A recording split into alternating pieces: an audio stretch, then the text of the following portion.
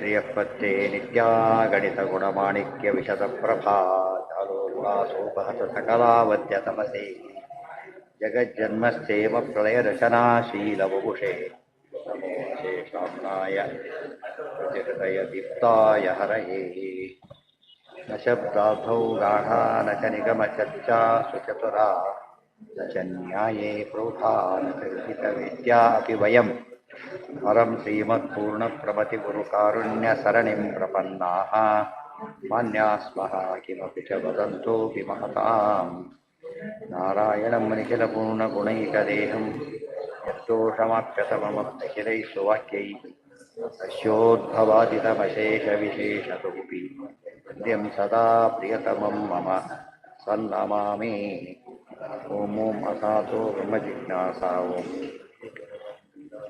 यदीयचरणाम्भोज छायामाश्रित्य निर्वृताः ನಂದಂತಿ ಸತತಂ ನೋಡಿ ಬರೀ ಮುಕ್ತ ಅನ್ನಲಿಲ್ಲ, ನಂದಂತಿ ಸತತಂ. ನಂದಂತಿ ಇದು ಫಲ, ಇದು ಅದು ದುಃಖದ ಫಲ ಅಂತ ಕರೀತಾರೆ. ನಂದಂತಿ ಸತತಂ ಮುಕ್ತಾಹ, ಅದು ಸತತಂ ಅನಾವೃತ್ತಿ ಶಬ್ದ. ಸತತವನ್ನು ನಿತ್ಯ, ನಂದಂತಿ ಆವಿರ್ಭಾವ ಆಯಿತು. ಅದು ನಂದ ಬಹುಚರ ತುಂಬ ಜನ ಇದ್ದಾರೆ. ಅವನ ಆಶ್ರಯ ಸಂಶ್ರಯೇತಂ ಶ್ರೀಯಪ್ಪತಿ ಗೊತ್ತಾಯ್ತಾ. ಶ್ರೀಯಪ್ಪತಿ ಅಂತ ಯಾತಕ್ಕೆ ಕರೆದ್ರು? ಮುಕ್ತಿ ವೈಕುಂಠ ಲೋಕ ಅಭಿಮಾನಿ ದೇವತೆ ಮಹಾಲಕ್ಷ್ಮಿ. ನಿತ್ಯ ಲೋಕಕ್ಕೆ ನಿತ್ಯರ ಇವರಾಗಲೇ ಬರೋದಿಲ್ಲ. ಅವ್ರ ಪತಿ ಮುಕ್ತಪತಿ ಅಂತ ಆಯ್ತಾಗ ಶ್ರೀಪತಿ ಸ್ವಾರಸ್ಯ. ಪ್ರತ್ಯೇಕ ಶ್ರೀಪತಿ ಹೇಳಬೇಕಾದ್ರೂ ಕೂಡ ಅರ್ಥಪರ ಹೇಳ್ತಾರೆ. ಅಂಥ ಪರಮಾತ್ಮನನ್ನು ಸಂಶ್ರಯೇ, ಈಗ ಆಶ್ರಯ ಅವಂತಲ್ಲ, ಶ್ರೀಯ ಎಲ್ಲರಿಗೂ ಆಶ್ರಯ ಶ್ರೀ, ಅವರಿಗೆ ಆಶ್ರಯ ಈತ ಆಶ್ರಯ. ಶ್ರೀಯತ್ ಕಟಾಕ್ಷ ಬಲವತಿ ಅಜಿತಂ ನಮಾಮಿ. ಸ್ತೋತ್ರ 8ನೇ ಅಧ್ಯಾಯ ಅರ್ಥ ಆಗ 7ನೇ ಅಧ್ಯಾಯ ದ್ವಿತೀಯ ಪಾದ. ವಿಶೇಷ ಸಂಸ್ಕೃತಿ ಅನೇಕ ಲಯಾಧಿಕರಣ. ಇಲ್ಲಿ ಕೊನೆಗಿದೆಯಾ?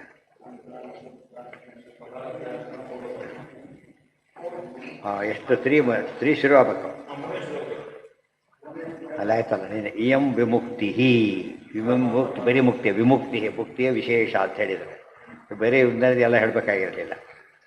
ಈಗ ಪಾದ ಪ್ರತಿಪಾದ್ಯಾರ್ಥ ಮೊದಲು ಹೇಳ್ತಾರೆ. ಮಾರ್ಗೋ ಗಮ್ಯಂ ಚಾಸ್ಮಿನ್ ಪಾದ ಉಚ್ಯತೆ ಇತಿ ಭಾಷ್ಯಂ ಯತ್ ತತ್ರಾಕ್ ಪ್ರಸಂಗಾತ್ ವಿವೃತಂ ಅಪಿ ಇಹ ಅವಸರ ಪ್ರಾಪ್ತೋ ವಿಶೇಷತೋ ವಿವೃಣೋತಿ ಉತ್ಕ್ರಾಂತಿ. ಮಾರ್ಗೋ ಗಮ್ಯಂ ಚ ಅಸ್ಮಿನ್ ಪಾದೇ ಉಚ್ಯತೆ ಇತಿ ಭಾಷ್ಯಂ. ಮಾರ್ಗ ಮತ್ತು ಇದನ್ನು ಯಾವುದನ್ನು ಗಮ್ಯ, ಜ್ಞೇಯಂ ಗಮ್ಯಂ ಗುರುಂಶ್ಚಾಪಿ ನತ್ವಾ ಸೂತ್ರಾರ್ಥ ಉಚ್ಯ ಎರಡನ್ನೂ ಹೇಳ್ತಾ ಇದ್ದೆ. ಭಾಷ್ಯದಲ್ಲಿ ಹೇಳಿದ್ದಾರೆ. ತತ್ಪ್ರಾಕ್ ಪ್ರಸಂಗಾದ್ ವಿವೃತಂ, ಅದನ್ನು ಹಿಂದೆ ಆಗಲಿ ಪ್ರಸಂಗದ ವಿವರಣೆ ಮಾಡಿ ಆಗಿದೆ. ಅವಸರ ಪ್ರಾಪ್ತ, ಅವಸರ ಅಂತಂದರೆ ಮತ್ತೆ ಪ್ರಸಂಗ ಬಂದಿದ್ದರೆ ಸ್ವಲ್ಪ ಹೇಳಬೇಕಾಗಿದೆ. ಅಲ್ಲಿ ವಿಸ್ತಾರವಾಗಿ ಹಿಂದೆ ಹೇಳಿ ಆಗಿದೆ. ಪ್ರಸಂಗ ಬಂದಾಗ ಮತ್ತೆ ಅವಸರ ಶಬ್ದಕ್ಕೆ ಸಂಸ್ಕೃತದಲ್ಲಿ ಪ್ರಸಂಗ ಅಂತ ಅರ್ಥ. ಪ್ರಾಪ್ತವು ಅರ್ಜೆಂಟ್ ಹೇಳಕ್ಕೆ ಹೊಟ್ಟಿದ್ದಾರೆ ಅಂತ ಅರ್ಥ ಅಲ್ಲ. ಅವಸರ ಅರ್ಜೆಂಟ್ ಹೇಳಬೇಕಾಗಿದೆ ಅಲ್ಲ, ಅದು ಅರ್ಥ ಮಾಡಬಾರ್ದು. ಪ್ರಸಂಗ ಬಂದಿದ್ದೇ ಕೇಳ್ತಾರೆ. ವಿಶೇಷತೋ ವಿವೃಣೋತಿ ಉತ್ಕ್ರಾಂತಿ ಇತಿ ಅನುವ್ಯಾಖ್ಯಾನಂ.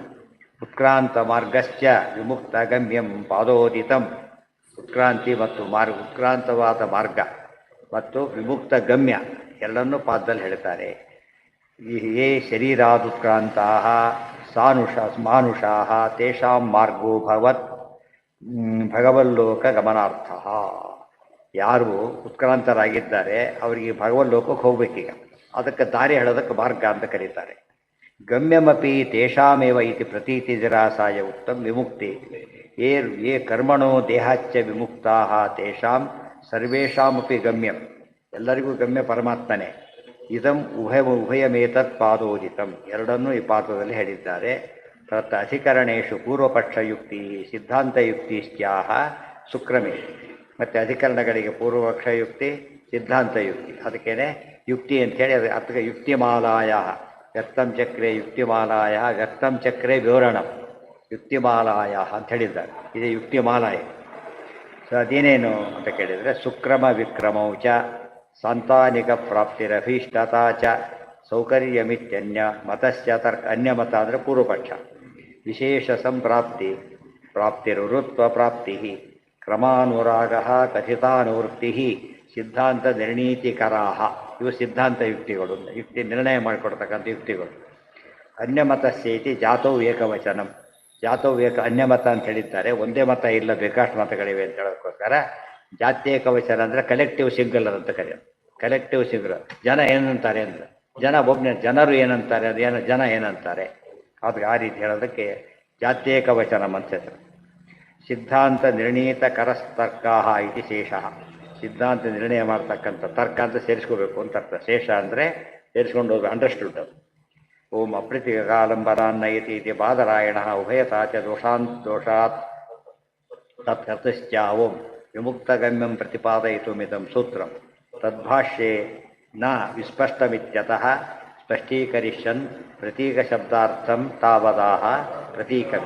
ಭಾಷ್ಯದಲ್ಲಿ ತುಂಬ ಸ್ಪಷ್ಟ ಹೇಳಿಲ್ಲ, ಅದಕ್ಕೆ ಸ್ಪಷ್ಟ ಮಾಡ್ತಾ ಇದ್ದಾರೆ. ಹೇಳಿದ್ದಾರೆ ಸ್ವಯಂಕೃತಾಪಿ ತದ್ವ್ಯಾಖ್ಯಾ ಕ್ರಿಯತೆ ಸ್ಪಷ್ಟತಾರ್ಥತಃ, ಅರ್ಥವನ್ನು ಸ್ಪಷ್ಟ ಮಾಡೋದು ಕೊಟ್ಟಿದ್ದಾರೆ.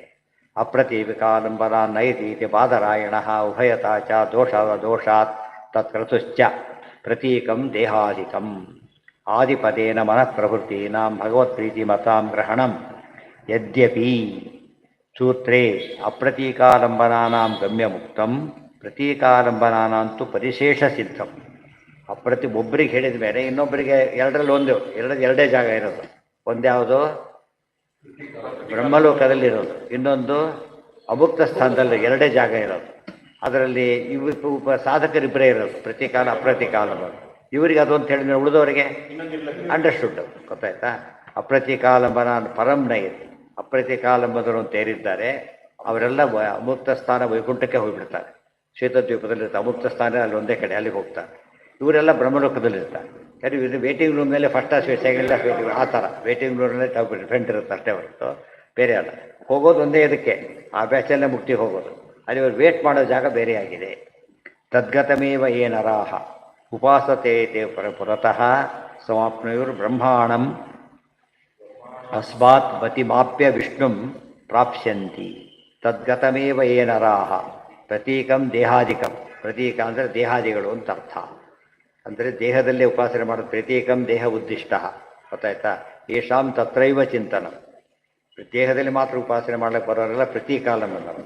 ವ್ಯಾಪ್ತದಲ್ಲಿ ಮಾಡ್ತಕ್ಕಂಥ ಅಪ್ರತಿಕಾಲಂ ಎರಡೂ ಮಾಡ್ತಾರೋ. ಅಪ್ರತಿಕಾಲ ಪ್ರತೀಕಾಲನೂ ಮಾಡಕ್ಕೆ ಬರುತ್ತೆ, ಇವರಿಗೆ ಬರೋದಿಲ್ಲ. ಆದ್ದರಿಂದ ಇವರು ಇಲ್ಲಿರ್ತಾರೆ, ಅಲ್ಲಿ ಹೋಗ್ತಾರೆ. ಎರಡು ಮೇಲಿದ್ದಾడు. ಎಮ್ ಎ ಓದೋನು ಬಿ ಎ ಓದಿದ್ದಾನೆ, ಬಿ ಎ ಓದಿನ ಎಮ್ ಎ ಓದಿಲ್ಲ. ಆ ದೃಷ್ಟಿಯಿಂದ ವ್ಯಾಪ್ತಿ ಇದೆಯಲ್ಲ, ಧೂಮ ಇದ್ದರೆ ಒಂದಿದ್ರೆ ಧೂಮ ಇರಬೇಕಾಗಿಲ್ಲ. ಆ ರೀತಿಯಾದ ವ್ಯವಸ್ಥೆ. ತದ್ಗತಮೇವ ಏನರಾಹ ಉಪಾಸತೇತೆ ಪುರತಃ ಸಮಾಪ್ನುಯು ಬ್ರಹ್ಮಾಣಮಸ್ಮಾನ್ ಮತಿಮಾಪ್ಯ ವಿಷ್ಣು. ಅವರೆಲ್ಲ ಕೂಡ ಪುರತಃ ಮುಂದೆ ಹೋಗ್ತಾರೆ. ಉಪಾಸತೆಯೇ ತದ್ಗತ ದೇಹಾದಿಗಳ ಉಪಾಸನೆ ಮಾಡೋರೆಲ್ಲ ಬ್ರಹ್ಮದೇವರ ಹತ್ರ ಹೋಗಿ ಅಲ್ಲಿಂದ ಮತಿಮಾಪ್ಯ ವಿಶೇಷ ಉಪದೇಶವನ್ನು ಹೊಂದಿ ವಿಷ್ಣು ಪ್ರಾಪ್ಸ್ಯತೆ ಹೊಂತಾರೆ. ಒಟ್ಟಿಗೊಂದು ಎಲ್ರಿಗೂ ಫೈನಲ್ ಉಪದೇಶ ಮಾಡೋದು ಬ್ರಹ್ಮದೇವರು. ಉಪದೇಶವು ಸರ್ವೇಷಾಂ ಬ್ರಹ್ಮಣೋ ವಿಮುಕ್ತಯೇ ಅಂತ ಆಚಾರ್ಯ ಅನೇಕ ಸರ್ತಿ ಹೇಳ್ತಾರೆ. ಕೊನೆಗೆ ಸಾಕ್ಷಾತ್ ಉಪದೇಶ ಮಾಡ್ತಾರೆ ಎಲ್ಲರಿಗೂ ಕೂಡ. ಉಪದೇಶ ಆದಮೇಲೆ ವಿರಜಾಸ್ಥಾನ ಮಾಡೋಕ್ಕೆ ಮುಂದೆ ಹೋಗ್ಬೇಕು, ಅಲ್ಲಿವರೆಗೂ ಇಲ್ಲ. ಪ್ರಾಪ್ಸ್ಯಂತಿ ಕಾನ್ವೊಕೇಶನ್ ಅಡ್ರೆಸ್ ಅನ್ನೋ ಕಾನ್ಸೆಪ್ಟ್ ಇದೆ ಅದರೊಳಗೆ. ಕೊನೆಯ ಒಂದು ಹೆಣ್ಮಗು ಲೆಕ್ಕ, ಅಲ್ಲಿಗೆ ಹೋದಾಗ ಕಂಪ್ಲೀಟ್ ಕೋರ್ಸ್ ಮುಗಿದಾಗ ಲೆಕ್ಕ. ಫಾರ್ಮ್ಯಾಲಿಟಿ ಅದು. ಪ್ರತೀಕಗತ ಕಾನ್ವೊಕೇಶನ್ ಆಗಲಿ ಬಿಡಲಿ, ಅವನು ಡಿಗ್ರಿ ಮುಂದೆ ಕೆಲಸಕ್ಕೆ ಏನು ಪ್ರಾಬ್ಲಮ್ ಇಲ್ಲೇ ಇಲ್ಲ. ಬಟ್ ಆ ಪ್ರೋಸೆಸ್ ಕಂಪ್ಲೀಟ್ ಆಗ್ಬೇಕಾದ್ರೆ ಏನಾಗಬೇಕು, ಅದು ಮಾರ್ಗ ನಡಿಬೇಕು. ವಿಷ್ಣು ತೇ ಪ್ರತೀಕಾಲಂಬನಾ ಪುರತಃ ಪ್ರಾಕ್ ಪ್ರಳಯ ಕಾಲ ಅಸ್ಮಾತ್ ಬ್ರಹ್ಮಣ ಮತಿಂ ಭಗವಜ್ಞಾನ ವಿಶೇಷಂ ಪ್ರಾಪ್ಸ್ಯಂತಿ ಪ್ರಳಯೇ. ಇದಾನೀಂ ಸೂತ್ರಿತಾಂ ಅಪ್ರತಿಕಾಲಂಬನಾನಾಂ ಗತಿಂ ಪ್ರಪಂಚೇ ಇತಿ ಅತೈ. ಅತಃ ಅನ್ಯೇಪಿ ತಮಾಪ್ಯ ತಸ್ಮಾತ್ ಹರಿಂಗತ ಮುಕ್ತಿಭಾಜ ಪರಾಂತೆ.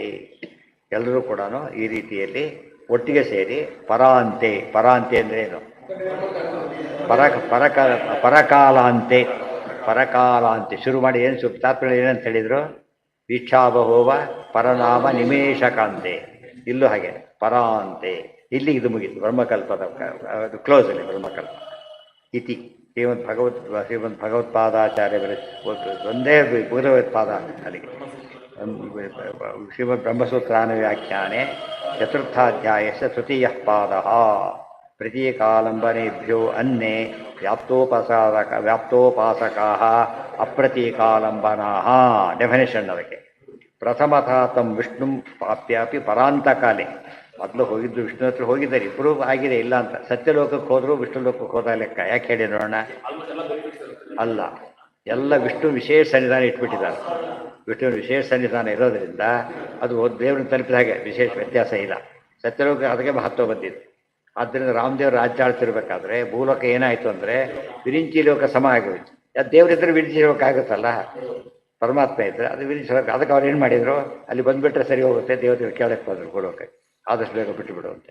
ಎಲ್ಲಿ ಚೀಫ್ ಮಿನಿಸ್ಟರ್ ಇದ್ದರೆ ಅದೇ ಆಫೀಸು, ಆಫೀಸಿಗೆ ಬಾ ಸೈನ್ ಮಾಡ್ತೀನಿ ಅಂತ ಹೇಳಬೇಕಾಗಿಲ್ಲ. ಉಳಿದವರೆಲ್ಲ ಹಾಗೆ ಮಾಡೋಕ್ಕೆ ಬರೋಲ್ಲ. ಏನು ಮಾಡಬೇಕು ಅವರು, ಅಲ್ಲೇ ಮಾಡೋ, ಬೇರೆ ಕಡೆ ಮಾಡೋಂಗಿಲ್ಲ ಅವರು. ಎಕ್ಸಾಮ್ ಹಾಲ್ನಲ್ಲಿ ಅಲ್ಲೇ ಜಾಗದಲ್ಲಿ ಬರೀಬೇಕಲ್ಲ, ಹಾಗೆ ಇವ್ರಿಗೆ ಆ ನಿಬಂಧನೆ ಇಲ್ಲ. ಎಲ್ಲಿ ತೂರು ಯಾವುದು ಕುಡಿಸಲು ಕೂತ್ಕೊಂಡು ಸೈನ್ ಮಾಡಿದ್ರು ಕರೆಕ್ಟೇ. ಸರ್ವ ದೇಶೇಶು ಕಾಲೇಶು ದೈಹಿಕ ಪರಮೇಶ್ವರ. ಇವರೆಲ್ಲ ಹೇಗೆ ಮುಖ್ಯಸ್ಥರಿಗೆ ಸ್ಥಳ ಇತ್ಯಾದಿ ನಿಬಂಧನೆ ಇಲ್ಲ, ಗೊತ್ತಾಯ್ತಾ? ಅದಕ್ಕೆ ದೇವರ ಸರ್ವೋತ್ತಮರಾದ್ದರಿಂದ ದೇಶಕಾಲ ನಿಬಂಧನೆ ಇಲ್ಲ. ಡೇಟ್ ನೋಡೋದು, ಇವ್ರದ್ದು ಡಾಕ್ಯುಮೆಂಟ್ ಸಿಕ್ತು, ಜನರಲ್ ಹಾಲಿಡೇ ಅದು ರಿಜಿಸ್ಟ್ರೇಷನ್ ಆಗಿದೆ. ಹೇಗಿದ್ದಾರೆ, ಏನೋ ಮೋಸ ಆಗಿದೆ ಇಲ್ಲಿ. ಯಾಕೆ ಆಫೀಸ್ ವರ್ಕ್ ಮಾಡಲ್ಲ ಆಗ? ಯಾಕೆ ಇಷ್ಟು ಚೀಫ್ ಮಿನಿಸ್ಟರ್ ಡೇಟ್ ಎಲ್ಲ ನೋಡೋದಿಲ್ಲ ಅಂತ. ಯಾಕೆ 24 ಯಾವ ಬೇಕಾದ್ರೂ ಟೈಮಿಂಗ್ಸ್ ಬಿಟ್ವೀನ್ 10 and 5 ಆಗಿಲ್ಲ, ಬೇರೆ ಹೊತ್ತೆಲ್ಲ ಆಗಿದೆ ಆದರೆ ಸರಿ ಅಲ್ಲ. ಎಲ್ಲ ಕ್ಲಬ್ ಸೈನ್ ಮಾಡ್ದ, ಇನ್ವ್ಯಾಲಿಡ್ ಅದು ಆಫೀಸಲ್ಲಿ ಮಾಡಬೇಕಾಗಿತ್ತು. ಅರ್ಥ ಆಯ್ತಾ? ದೇವ್ರಿಗೆ ಯಾವ ಲೆಕ್ಕನೂ ಇಲ್ಲ. ಇದು ನಮ್ಮ ಲೋಕದಲ್ಲೇ ನಮಗೆ ಅರ್ಥ ಆಗುತ್ತೆ. ಮುಖ್ಯಸ್ಥರಿಗೆ ನಿಬಂಧನೆ, ಮನೆ ಯಜಮಾನಿ ಎಲ್ಲಿ ಬೇಕಾದ್ರೂ ಓಡಾಡ್ಬೋದು, ಗೊತ್ತಾಯ್ತು? ಕಾಲೇಜ್ ಹೆಡ್ ಇದ್ದಾನೆ, ಎಲ್ಲಿ ಬೇಕಾದ್ರೂ ಓಡಾಡ್ಬೋದು. ಅದು ಉಳಿದವ್ರು ಆಗಲ್ಲ, ತಮ್ಮ ಅಲಾಟೆಡ್ ಜಾಗದಲ್ಲಿ ಇರಬೇಕಷ್ಟೇ. ಆ ಜಾಗದಲ್ಲಿ ಇಲ್ಲಾಂದ್ರೆ ಆಬ್ಸೆಂಟ್ ಅಂತ ಅರ್ಥ.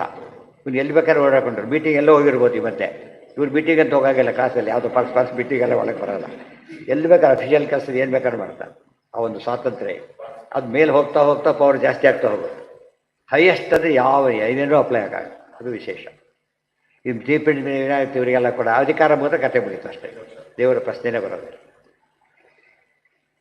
ಇತಿ ಶ್ರೀಮತ್ಪೂರ್ಣ ಪ್ರಮತಿ ಭಗವತ್ಪಾದ ಸುಕೃತೈರನುವ್ಯಾಖ್ಯಾನಸ್ಯ ಪ್ರಗುಣ ಜಯತೀರ್ಥಾಖ್ಯಯತಿನಾ ಕೃತಾಯಾಂ ಟೀಕಾಯಾಂ ವಿಷಮಪದವಾಕ್ಯಾರ್ಥ ವಿವೃತೌ ಚತುರ್ಥಾಧ್ಯಾಯೇ ಅರ್ಚ್ಯ ಪ್ರಭೃತಿ ಅದ್ವಿಲೋಕ ಯಸ್ಮಿನ್ ಗಮನಚರಣ ಪರ್ಯವಸಿತ. ಗಮನ ಅಂದರೆ ಮಾರ್ಗ ಹೇಳ್ತಕ್ಕಂತಹ ಚರಣ. ಮೊದಲೇದೇನು ಕ್ಷಯ, ಕರ್ಮಕ್ಷಯ, ಉತ್ಕ್ರಾಂತಿ, ಮಾರ್ಗ, ಭೋಗ. ಅದು ಗಮನಚರಣ ಮುಗೀತು ಅಂದರೆ 3ನೇ ಪ್ರಚರಣ ಮುಗೀತು. ಅದು 3, 2 ಅಂತ ಹೇಳಿದೇನೆ ಪದ ಅರ್ಥ ಹೇಳ್ಬಿಡ್ತಾರೆ. ಅದೊಂದನ್ನೇ 16 ಲಿಸ್ಟ್ ಮಾಡ್ಕೊಂಡ್ಬಿಟ್ರೆ ಫಾಸ್ಟಾಗಿ ಬ್ರಹ್ಮಸೂತ್ರ ಮರಣ ಮಾಡ್ಲಿಕ್ಕೆ ಬರುತ್ತೆ. ಯಾವ ಪಾದ ಏನೇನು ವಿಷಯ ಬಂದಿದೆ ಅಂತ ಅದೊಂದು ಕ್ರಮ, ಅಧ್ಯಯನ ಮಾಡೋ ಕ್ರಮ. ಅದು ಅಧಿಕರಣ ಕ್ರಮ, ಪಾದಕ್ರಮ, ಅಧ್ಯಾಯ ಕ್ರಮ, ಸೂತ್ರ ಕ್ರಮ, ಎಷ್ಟು ಕ್ರಮ ಇದೆ ಓದು. ಎಲ್ಲ ರೀತಿ ಮಾಡಿದಾಗ ಏನಾಗುತ್ತದ, ಅದಕ್ಕೆ ಆಚಾರ್ಯ ಏನು ಮಾಡಿ ಸೂತ್ರಾರ್ಥ ಮಾತ್ರ ಬರಲ್ಲ. ಇಲ್ಲಿ ಅಧಿಕರಣ ಅರ್ಥ, ಮೇನು ಅಧಿವಾಕ್ಯ ಅಧಿಕರಣ ಕೊಡ್ತಾರೆ. ಪ್ರತಿ ಅಧಿಕರಣಕ್ಕೆ ನ್ಯಾಯವರ್ಣ, ಸಮರಿ, ಬ್ರಹ್ಮಸೂತ್ರ, ಅನುಭಾಷೆ. ಈ 4 ಬರೆದಿದ್ದರಿಂದ ಓದೋಕೆ ಭಾರಿ ಸುಲಭ ಇದೆ. ಈ 4ನೇ ಪಾದ ನಾಳೆ.